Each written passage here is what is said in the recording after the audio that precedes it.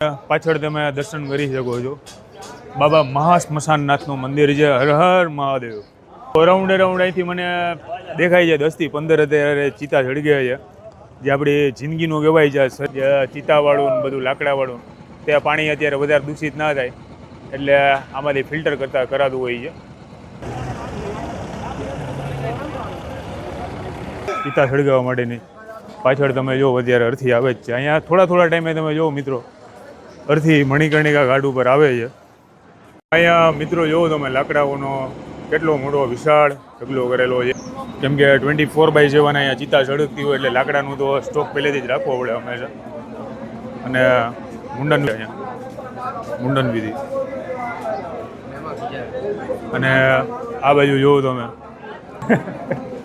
કોઈ ના ગયા અહીંથી આ શું છે બધું આપણે ઓકે અસ્થિ વિસર્જન માટે જે બધી વસ્તુઓ છે. જો મસ્ત આપણે નિંદ્રામાં કાન ફૂટું છે. આપણે મેન તમે જો અહીંથી આ મણિગણી અને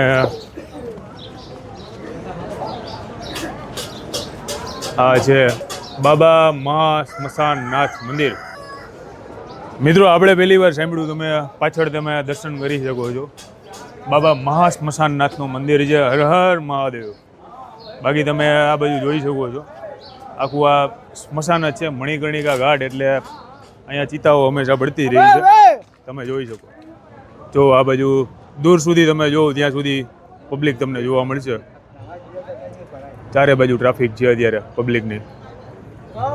અને આ બાજુ બોટિંગ પણ થઈ શકે છે. અને ચિતા આ બાજુ બધી વેઇટિંગમાં છે. તમે જોવો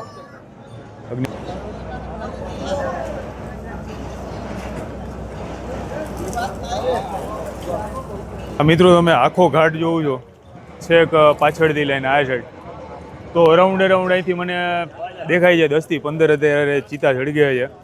જે આપણી જિંદગીનું કહેવાય છે છેલ્લો સ્ટોપ છે એ આ જગ્યા. કે માણસનો જે કોઈ પણ ઈગો હોય છે, અહંકાર હોય છે, એ બધું ક્ષણભરમાં ઓછો થઈ જાય છે, નાશ પામે છે. બાકી જોવો તમે ચિતા સળગી રહી છે અત્યારે.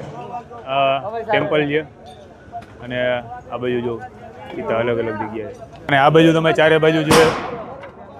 બાજુ તમે ભીડ જોવો છો. એ ભીડ અત્યારે લોકો અત્યારે વેઇટ કરે છે. તમે આ મશીન જોઈ શકો છો જે આ બધું તમે પાણી જે જતું હોય અંદર જે ચિતાવાળું ને બધું લાકડાવાળું, તે પાણી અત્યારે વધારે દૂષિત ના થાય એટલે આમાંથી ફિલ્ટર કરાતું હોય છે.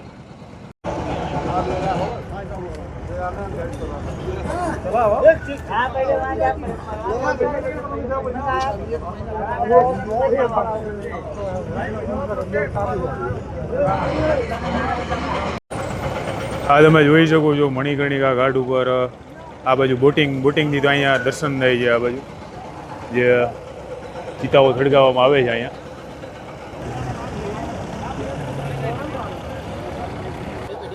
મિત્રો આપણે દર્શન કર્યા મણિકર્ણિકા ઘાટ, અંતિમ સ્થાન સ્મશાન ભૂમિ. મિત્રો આ એક એવું મંદિર છે કે જ્યાં અમીર હોય કે ગરીબ હોય, ગમે વર્ણના હોય, ગમે ખાતા પીતા રહેતા હોય, ગમે સંસ્કૃતિથી જીવતા હોય, પણ આ એક મંદિર છે જ્યાં હંમેશા લોકોનો જે અંતિમ ટાઈમ છે, જે રિયાલિટી છે જીવનની, એ અહીંયા જ છે. કે જિંદગીમાં કોઈ પણ જાતનું અભિમાન ઘમંડ નહીં કરવાનું. કેમ કે બધાનો જે નાશ છે ને, બધાનું જે અંતિમ જે ક્રિયા છે ને એ અહીંયા જ થાય છે. બરાબર?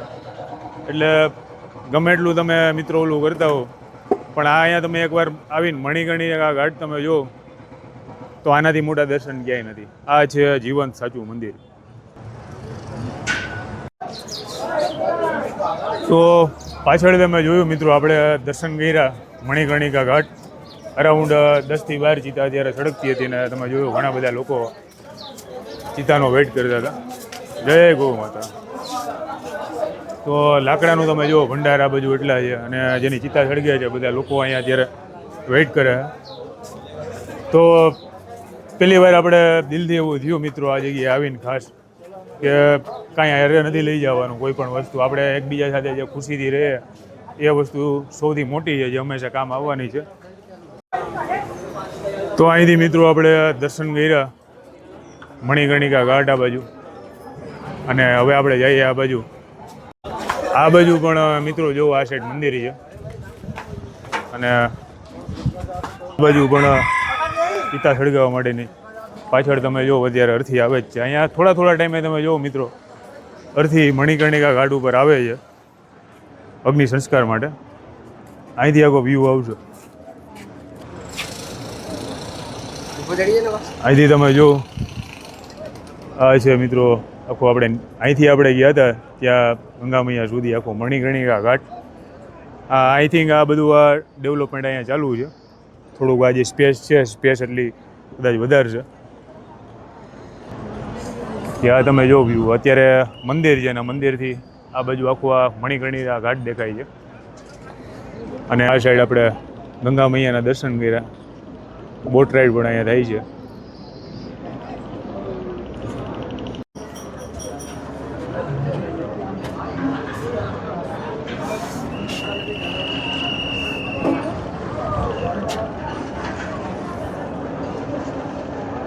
અહીંથી તમે જુઓ મિત્રો સીતા જે સળગે છે આ મણિકર્ણિકા ઘાટ અલગ અલગ જગ્યાએ જોવો તમે.